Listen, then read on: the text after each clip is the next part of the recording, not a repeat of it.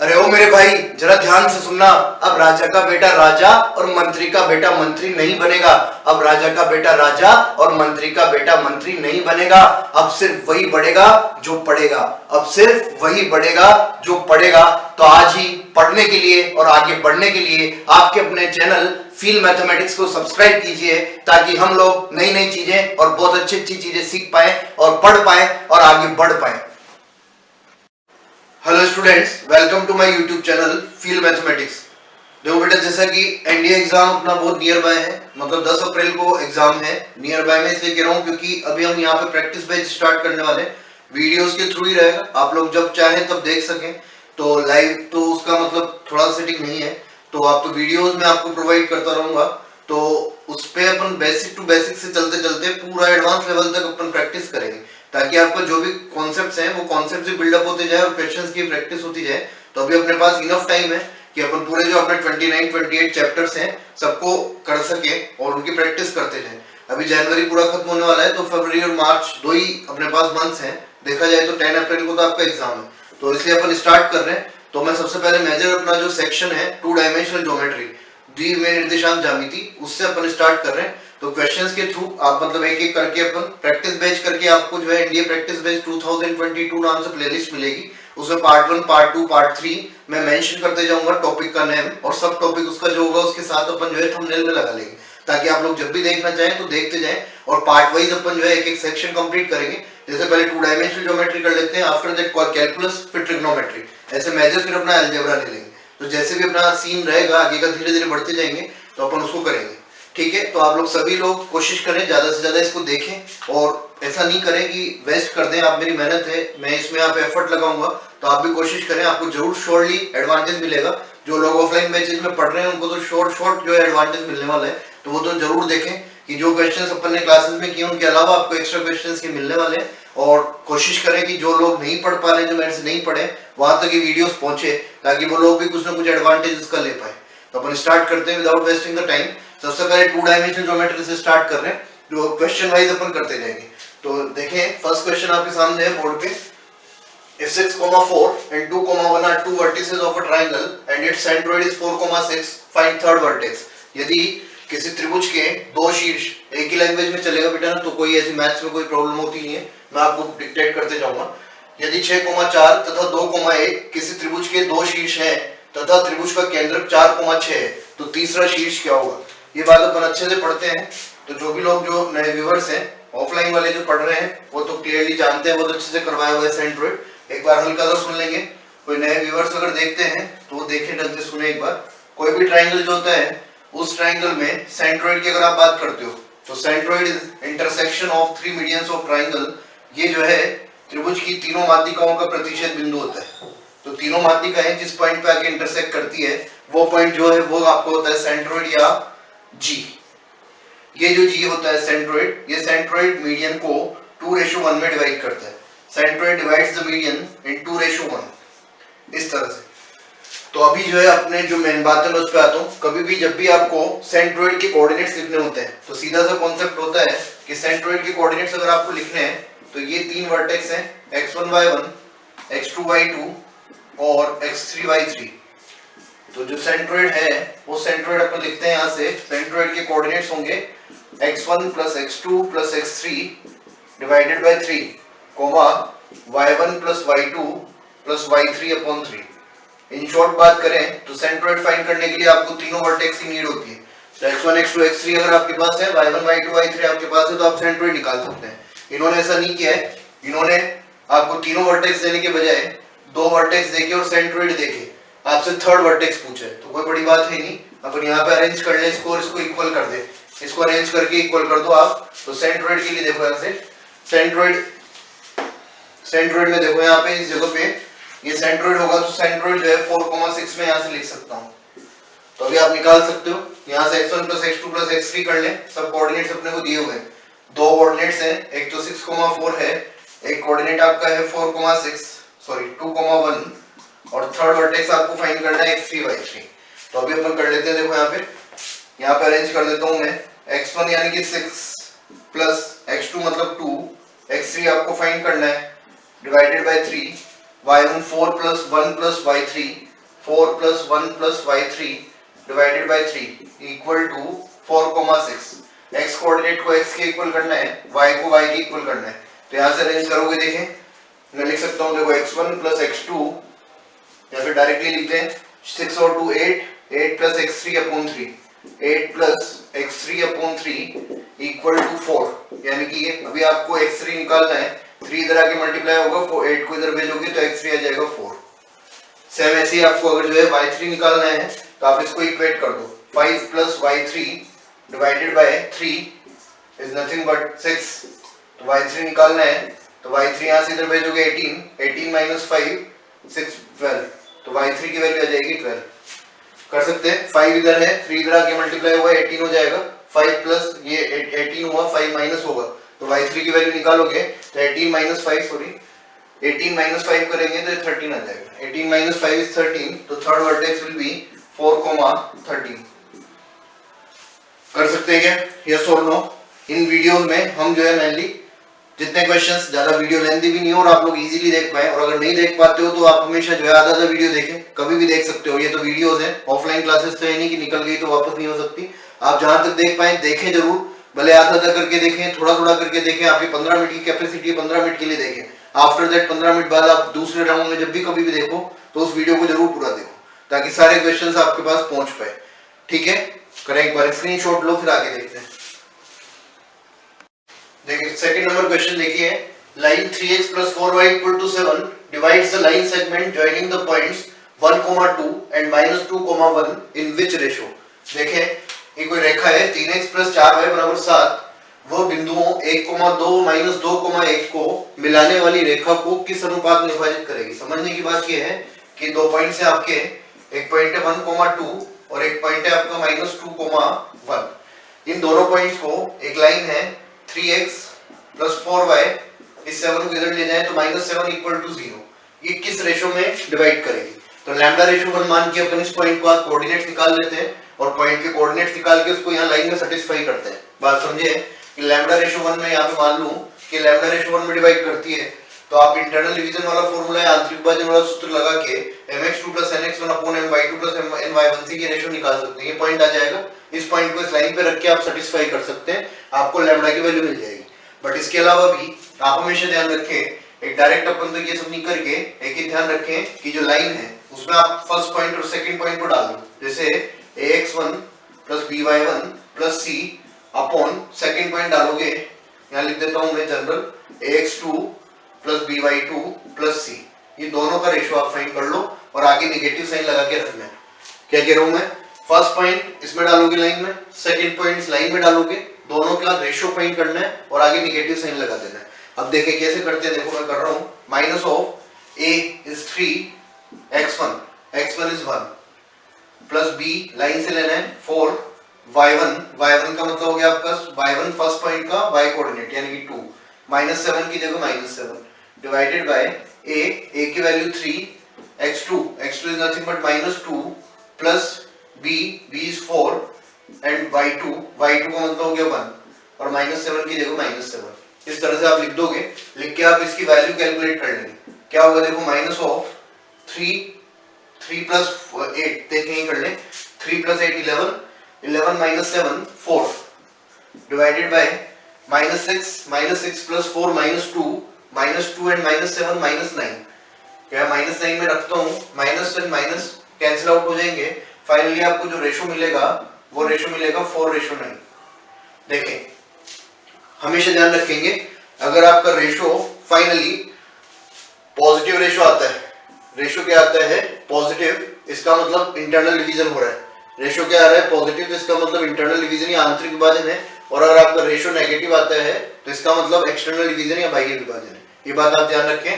तो 4:9 आपका रेशो आ रहा है, तो आप कहोगे 4:9 में इंटरनली आंतरिकतः ये रेखा इसको विभाजित करेगी। कर सकते हैं, नोट करें एक बार, स्क्रीनशॉट लें फिर आगे करते हैं। देखिए next question number 3, area of a triangle is 5 square units and its two vertices are 2,1 and 3,-2. Find and third vertex lie on the line y equal to x plus 3. Find third vertex. एक बार ध्यान समझे कि आपको area of triangle दे रखा है और कोई triangle है मान लो हिंदी में भी समझ ले बेटे। कोई त्रिभुज है, उस त्रिभुज के 3 शीर्ष आपको दे रखे हैं। एक तो एक शीर्ष है आपका 2,1 और एक शीर्ष गिवन है 3,-2। तीसरा शीर्ष अपन मान सकते हैं x, y। ये जो तीसरा शीर्ष है, ये तीसरा शीर्ष इस रेखा y बराबर x + 3 पर स्थित है। ये आपको सवाल में कह रखा है। तो आपको इस त्रिभुज का क्षेत्रफल गिवन है कि इसका जो एरिया है, ये क्षेत्रफल जो है वो 5 वर्ग इकाई है। तो अगर 5 वर्ग इकाई है तो आपको ये तीसरा शीर्ष फाइंड करना है। तो बात समझे यहाँ पे। हिट एंड ट्रायल से भी आप कर सकते हो ऑब्जेक्टिवली। ABCD अगर 4 ऑप्शन है तो अपन पुट करके देख सकते हैं कि कौन सा वर्टेक्स इसको सेटिस्फाई करेगा रेखा को। और वो क्या करते हैं, जैसे इस क्वेश्चन की बात करूं, अगर मैं ऑप्शन ए लिख दूं 4,1 इस तरह से, या फिर अपन लिख दें यहाँ पे 3, या 1,4 में लिख दूं अगर सपोज करो, तो ये भी सेटिस्फाई करेगा। ऑप्शन बी में लिख दूं यहाँ पे 10,13, तो ये भी सेटिस्फाई करेगा। तो ऑप्शन ही इस तरह से फ्रेम करते हैं कि अगर आप करोगे तो चारों ऑप्शन जो है इस लाइन को सेटिस्फाई कर रहे होंगे। तो अभी अपने को क्या करना है, देखें एरिया ऑफ ट्रायंगल अपन डिटरमिनेंट से निकालते हैं और 5 square unit will be equal to 1/2 x1 x2 x3 2 3 और थर्ड वर्टेक्स मान लेता हूं मैं x। ऐसे ही y1 y2 y3 में आप y की जगह पे यहाँ पे रख सकते हो x + 3 और 1 1 1। ये सिंगल वेरिएबल बनाने के लिए अपन ने y को x + 3 रिप्लेस किया है। यही नहीं आप सब जगह पे किया करो जहाँ पे आपको दिखे कि 2 वेरिएबल्स है और आप अगर सिंगल वेरिएबल ले पाओ तो आप ऐसे करें ताकि 2 इक्वेशंस की नीड अपने को नहीं होगी। सेकंड बात आप ये ध्यान रखेंगे, जब भी एरिया जो होता है 3 चीजें ऐसी होती है, कौन कौन, एरिया, स्पीड और डिस्टेंस, ये हमेशा पॉजिटिव लिए जाते हैं। यानी कि आप कहो अगर तो क्षेत्रफल, चाल व दूरी, ये 3 चीजें हमेशा पॉजिटिव ली जाती है। तो यहाँ पे जब भी आप डिटरमिनेंट से करो या कभी भी करो क्वेश्चन को, तो आपको 2 केसेस कंसीडर करने होते हैं, एक +5 और एक -5। तब जाके कई बार ऐसा होगा कि +5 से अगर आपने किया तो हो सकता है आंसर ही नहीं आए अगर वो चक्कर में डाले। तो आप कभी भी जब भी आपको दूरी, चाल और क्षेत्रफल दे रखा हो तो 2 केसेस कंसीडर करो। अभी अपन करते हैं, देखो मैं यहाँ 2 भेजूं तो हो गया 10 इक्वल टू, इधर देखिए फर्स्ट रो के अबाउट एक्सपेंड कर रहा हूँ, 2 के अबाउट किया तो -2 -x -3 -1 के अबाउट किया तो ये गया, इसको इससे किया तो 3 - x और +1 इसके अबाउट लोगे तो यहाँ से इसको मल्टीप्लाई कर लें तो 3x + 9 और ये -2x की जगह हो जाएगा +2x। अभी कैलकुलेट करना है अपने को, तो देखें क्या कैलकुलेट करें अपन। तो यहाँ से 10 इक्वल टू ये -2 -3 -5 हो गया तो -10, इसको करोगे तो -2x, यहाँ पे मल्टीप्लाई किया तो -3 + x और आगे अपन कैलकुलेट कर ले तो 5x + 9। ठीक है, तो देखिए यहाँ से अब क्या होगा, ये 5 - 2x x -10 को इधर भेज देते हैं, 9 को और 3 को 6 को इधर भेज देते हैं, यानी कि आपको फाइनली मिलेगा 14 -3 + 9 6 हो गया, +6 इधर आएगा तो -6 होगा और ये +10 हो जाएगा तो -6 किया तो 14। इधर देखें -2x + x -x + 5x 4x, यानी कि फाइनली अगर आप देखो तो x की वैल्यू आपको मिलेगी 7/2। अगर x आपका 7/2 है तो इसके करस्पॉन्डिंग यहाँ पे y भी आप निकाल सकते हो। y कैसे निकालेंगे, यहाँ पे रख दूं मैं 7/2 + 3, तो 3 जैसे रखोगे तो y की वैल्यू आपकी हो जाएगी, देखो y = 2 मल्टीप्लाई होगा इधर आके, यानी कि 13/2। तो x आ गया, y आ गया, तो थर्ड वर्टेक्स जो है आपका वो थर्ड वर्टेक्स हो जाएगा 7/2, 13/2।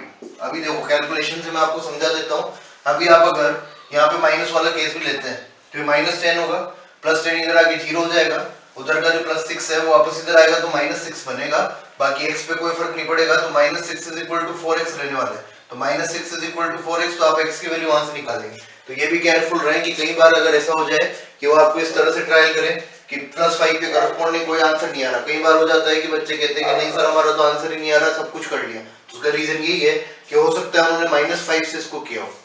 ठीक है, तो एरिया ऑफ ट्रायंगल की क्वेश्चन पूछते हैं, इसका एक पर्टिकुलर केस होता है कि आपको थर्ड वर्टेक्स नहीं देके, मतलब पूछने के बजाय वो दे देते हैं यहाँ पे और आपसे कहते हैं कि if points are collinear find value of k। जैसे मान लो मैं कुछ भी 3, k या 4, k लिख दूं और तुमसे कहूं कि ट्रायंगल जो है ये तीनों वर्टेक्स जो है या तीनों पॉइंट्स जो है वो कोलिनियर समरेखीय है, तो k की वैल्यू क्या होगी।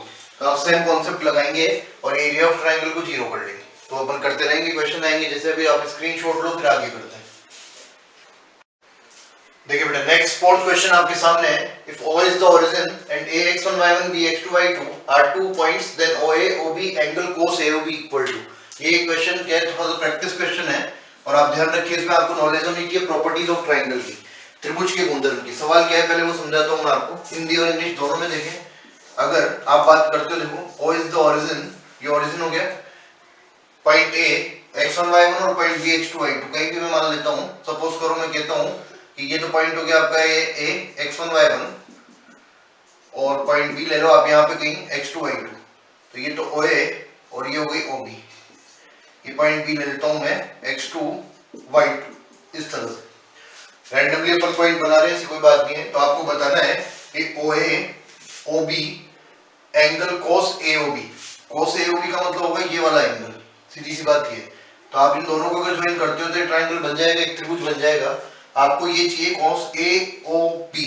तो अभी देखना एक बार, अगर मैं यहाँ से यहाँ तक की बात करता हूँ तो इस साइड की लेंथ आप निकाल सकते हो कि लंबाई निकाल सकते हो। OA तो क्या होगा 0,0 और OA अगर कैलकुलेट करते हो तो OA की वैल्यू क्या हो जाएगी root over x1 minus x1 का स्क्वायर, डिस्टेंस फॉर्मूला लगाएंगे तो ये हो गया y1 का स्क्वायर। ऐसे इसमें OP निकाल लें तो OP निकालोगे तो क्या हो जाएगा root x2 square plus y2 square. अब बात ये है कि आपको अगर ये एंगल निकाल रहे हैं तो प्रॉपर्टीज ऑफ ट्रायंगल के अकॉर्डिंग आप कोसाइन फॉर्मूला यूज कर सकते हो। हमें ये एंगल फाइंड करना है cos AOB। तो क्या होता है वहां पे अगर आप लिखोगे cos AOB एंगल में लिखता हूं तो वहां पे फॉर्मूला होता है कि ये स्क्वायर प्लस ये स्क्वायर माइनस ये स्क्वायर। जिस एंगल के सामने आपकी साइड है उस साइड को आपको नेगेटिव रखना है, मतलब कि जो एंगल आपको फाइंड करना है उसको आप माइनस के साइड रखें। तो मैं यहां से लिख रहा हूं, देखो OA square plus OB square minus AB square और डिवाइडेड बाय 2 OA OB। ये प्रॉपर्टीज ऑफ ट्रायंगल के तीन फॉर्मूले होते हैं, cos A cos B cos C।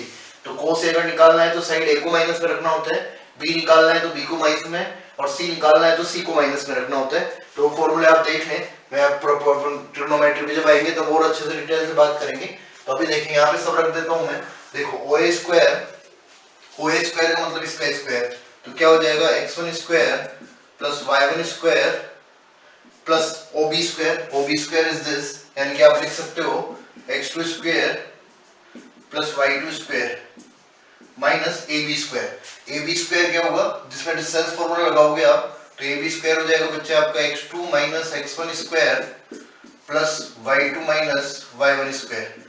यहाँ रिप्लेस कर देते हैं अपन इसकी वैल्यू, तो इसका स्क्वायर करोगे तो स्क्वायर रूट हट जाएगा और फाइनली आपको मिलेगा x2 माइनस x1 स्क्वायर, इसको ब्रैकेट में ले लेता हूं मैं, plus y2 minus y1 square.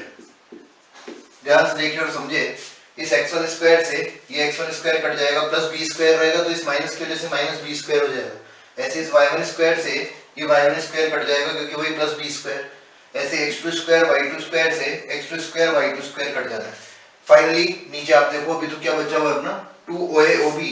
इस OA OB को मैं ऐसे कैसे रख देता हूँ, रीजन क्योंकि आपको OA OB क्वेश्चन में ही चाहिए, OA OB आपको चाहिए तो 2 यहाँ पे रह जाएगा, OA OB को इधर भेज दो, यानी कि फाइनली आपका जो क्वेश्चन है वो इस फॉर्मेट में आ चुका है कि मैं लिख दूं, देखो OA OB cos AOB, ये तो इधर ले लिया मैंने। उधर आपका बचा हुआ है 2 और ये ऊपर वाला, ऊपर से क्या बचेगा, यहाँ से 2AB बचेगा, माइनस 2AB बनेगा लेकिन वो प्लस 2AB हो जाएगा, यानी कि 2x1 x2 यहाँ से बचेगा। सिमिलरली यहाँ से भी 2AB बचेगा माइनस का, वो माइनस का 2AB इस माइनस की वजह से प्लस का हो जाएगा, यानी कि इधर बचेगा 2AB, यानी कि 2y1/2 और डिवाइड किससे करना है 2 से, क्योंकि 2 यहाँ पे बचा हुआ है तो 2 से आप डिवाइड करोगे तो ये 2 कट जाएगा, यानी कि फाइनली आपको मिलेगा x1 x2 plus y1 y2। तो क्या आपका फाइनल आंसर होगा, क्या लिख सकते हो x1 x2 plus y1 y2। ध्यान रखें, पूछ सकते हैं, क्वेश्चन थोड़ा इंपॉर्टेंट है तो ध्यान रखें। एक बार स्क्रीनशॉट लें फिर आगे बढ़ते हैं। देखिए बेटा नेक्स्ट क्वेश्चन है, if p minus 4 p plus 5 p plus 3 p minus 2 pp are vertices of a triangle then area of triangle is। वही नॉर्मल बात है, कॉन्सेप्ट वाइज देखो तो कोई बात नहीं है, बट इस टाइप के क्वेश्चन मैं इसलिए करा रहा हूँ क्योंकि ऐसे क्वेश्चंस भी एग्जाम्स में पूछते हैं कि अलग अलग वेरिएबल्स देखिए, जैसे यहाँ पे p उन्होंने ले रखा है तो अपने को कंफ्यूज नहीं होना। हम देखो यहाँ सीधी सी बात ये है कि अपने पास तीनों वर्टेक्स गिवन है ABC और एरिया ऑफ ट्रायंगल की बात अपन लास्ट क्वेश्चन में कर चुके हैं। क्या करोगे आप, डिटरमिनेंट से फाइंड कर लोगे, त्रिभुज का क्षेत्रफल आपको निकालना है जिसके तीनों शीट्स दे रखे हैं, तो 1/2 x1 x2 x3 p minus 4 p plus 3 और x3 है आपका p। ऐसे ही y1 y2 y3 p plus 5 p minus 2 and p, और इधर क्या लिख दोगे 1 1 1। अब नॉर्मली एक क्वेश्चन 2 डायमेंशनल ज्योमेट्री का नहीं है, अभी ये क्वेश्चन किसका हो गया, डिटरमिनेंट या सारणिक का। सारणिक का प्रसार अपने को अच्छे से आता है, लेकिन अपन अच्छे से जानते हैं कि जब भी सारणिक का प्रसार करें तो अपन कोशिश करते हैं कि एक या दो ऑपरेशन ऐसा लगाएं जिससे अपनी कैलकुलेशन इजी हो जाए। तो आपको क्लियरली दिख रहा होगा कि अगर मैं इसमें से इसको घटा दूं, r1 में से r3 को माइनस कर दें तो ये p से p कट जाएगा, p से p कट जाएगा। सिमिलरली आप r2 में भी ऑपरेशन लगा दो, r2 में ऑपरेशन लगाने से इसका भी p कट जाएगा, इसका भी p कट जाएगा, और साथ में आपको क्या मिलेगा, इस जगह पे 0 मिल जाएगा। देखें एक बार ऑपरेशन लगा रहा हूं मैं, r1 goes to r1 minus r3, first row में से थर्ड रो को माइनस करना है, और एक ऑपरेशन लगा दूं मैं r2 goes to r2 minus r3, तो फाइनली आपको क्या डिटरमिनेंट मिलेगा वो देखें, 1/2 r में से r1 में से r3 को घटाया, p से p कट गया -4, इसमें से इसको घटाया +5 और इसमें से इसको घटाया तो 0, तो सेकंड एलिमेंट 5 और थर्ड एलिमेंट 0। ऐसे इसमें से इसको घटाओगे सेकंड रो में से p से p कट 3, p से p कट -2 और 1 में से 1 0, और ये रह गया आपका लास्ट वाला p1। अपन देखो एक्सपेंड कर लेते हैं, फर्स्ट रो के अबाउट ही कर लो, आप चाहो तो थर्ड कॉलम से भी कर सकते हो, थर्ड कॉलम से कर लें या फिर इससे कर लें।